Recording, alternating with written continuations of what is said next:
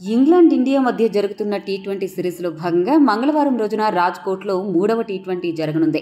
Eden గార్డెన్స్లో జరిగిన తొలి మ్యాచ్లో ఇంగ్లాండ్ను భారత్ 7 వికెట్ల తేడాతో ఓడించింది. ఇక చెన్నైలో క్లిష్ట సమయంలో తిలక్ వర్మ టీమిండియాను గట్టెక్కించి గెలిపించాడు. ముచ్చటగా 3వ మ్యాచ్లో విజయం సాధించడం ద్వారా టీ20 సిరీస్ను కైవసం చేసుకోవాలని భారత్ జట్టు భావిస్తోంది. అదే సమయంలో ఈ మ్యాచ్లో గెలిచి సిరీస్ అవకాశాలను సజీవంగా ఉంచుకోవాలని ఇంగ్లాండ్ ప్లాన్ చేస్తోంది. దీంతో ఈ మ్యాచ్ హోరాహోరీగా సాగడం ఖాయమని అర్థమవుతోంది. ఈ మ్యాచ్ రాజ్కోట్లోని నిరంజన్ షా స్టేడియంలో జరగనుంది. ఇక్కడి పిచ్ బ్యాటింగ్ కు చాలా అనుకూలంగా ఉంటుంది. భారీ స్కోర్లు సాధించడం ఖాయమని విశ్లేషకులు పేర్కొంటున్నారు. ఈ పిచ్ పై టాస్ గెలిచిన జట్టు ముందుగా బ్యాటింగ్ ను ఎక్కువగా ఎంచుకుంటాయి. మొదటి ఇన్నింగ్స్ లో భారీ స్కోరు చేసి రెండవ ఇన్నింగ్స్ లో ఒత్తిడి పెంచి గెలుపును సాధించడం అనేది ఈ స్టేడియంలో ఆనవాయితీగా మారింది. జనవరి 26న రాజ్కోట్లో వాతావరణం బాగుంది. వర్షం పడే అవకాశం ఏమాత్రం లేదు. రాత్రిపూట మంచు పడే అవకాశం ఉంది కాబట్టి టాస్ గెలిచిన జట్టు మొదట బౌలింగ్ చేయడం ఉత్తమం. ఇక నితీష్ రెడ్డి, రింకు సింగ్ గాయపడడంతో 3వ టీ20 కోసం టీమిండియా తుది జట్టులో చోటు చేసుకోబోయే మార్పులు ఏంటి అనే విషయాలను ఇప్పుడు చూద్దాం. ఓపెనర్లుగా సంజు శాంసన్, అభిషేక్ శర్మ వ్యవహరించనున్నారు.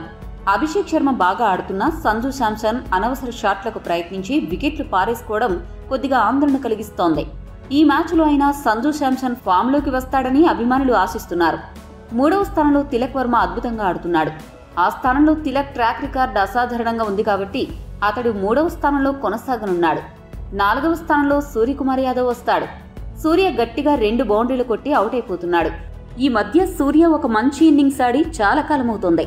ఈ మ్యాచ్లో అన్న సూర్య మ్యాచ్ విన్నింగ్స్ ఆడాలి, లేదంటే విమర్శల పాలవ్వడం ఖాయం. హార్దిక్ పాండ్యాను 5వ స్థానంలో ఆడించాలి. ఆ స్థానం మార్చకుండా ఉంటే టీమిండియాకు మంచిదే. ఆల్రౌండర్గా హార్దిక్ పాండ్యా బాగా పర్ఫార్మెన్స్ చేస్తున్నాడు. ఇక రెండవ టీ20లో ఏమాత్రం ఆకట్టుకోని ధ్రువ్ జురేల్ను పక్కన పెట్టి ఆ స్థానంలో ఆల్రౌండర్ రమన్దీప్ సింగ్ జట్టులో చేరనున్నాడు. రమన్దీప్ చేరికతో టీమిండియా మరింత బలపడనుంది. స్పిన్ ఆల్రౌండర్లుగా అక్షర్ పటేల్, వాషింగ్టన్ సుందర్ ఆడనున్నారు.